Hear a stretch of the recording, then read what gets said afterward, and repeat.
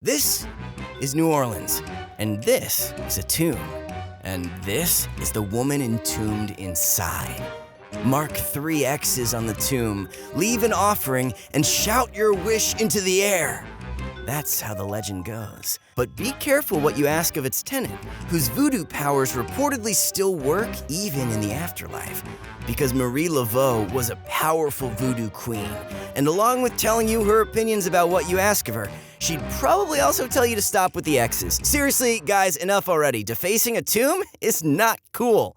Now that we have that settled, let's get back to it because this one's going to be a trip.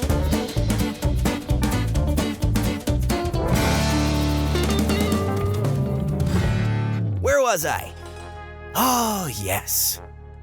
Marie Laveau was a free woman of color in colonial New Orleans. She was a practitioner of New Orleans voodoo, the only Afro-Catholic religion to emerge in North America, combining Afro-Caribbean voodoo with Catholicism, which was practiced within the colony. Marie was a hairdresser, serving up spiritual advice and fierce hair out of her home on St. Anne Street. But her reputation as a powerful voodoo queen began here, where both free and enslaved African Americans held a market on Sundays. It's here that she began to sell her gris-gris bags and orchestrate rituals for her clientele. And while accounts differ on what exactly was conjured during her rituals, her status as a legend of the city endures. The mystery and allure of voodoo has left its mark on New Orleans. It's a city that sometimes feels at the nexus of the supernatural world, where ghostly tales and unusual happenings are just an accepted part of its DNA. I mean, what's the deal with all the vampires in New Orleans? The most famous one might have been this guy. Ladies' man, ageless wonder, insomniac, neckbiter, blood drinker. He moved into a spot on Royal Street and suddenly reports started popping up of women jumping off balconies to avoid the fangs of this sanguinarian. That's a fancy word for bloodsucker. Yeah, sure, I guess he could have been a vampire. And ghosts. Ghosts seem to be hanging out everywhere in the French Quarter. Don't believe us? Ask these guys. They'll show you around the most famous haunts in town. And I know what you're thinking. Well, if those tombs were underground like they should be, you wouldn't have all those ghosts. You're probably right. But these cities of the dead have a purpose. You see, the water table in New Orleans is very high. The early settlers figured that one out the hard way.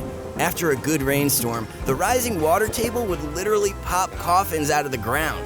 And with the flooding that happens here, you'd have a whole cemetery looking more like a regatta. So the solution was to create these family tombs, where generations of deceased family members can rest in peace together. That sounds cozy. I mean, if I were laid to rest for all eternity next to my mother-in-law, I'd be haunting the place too. Phew, time for a cold one.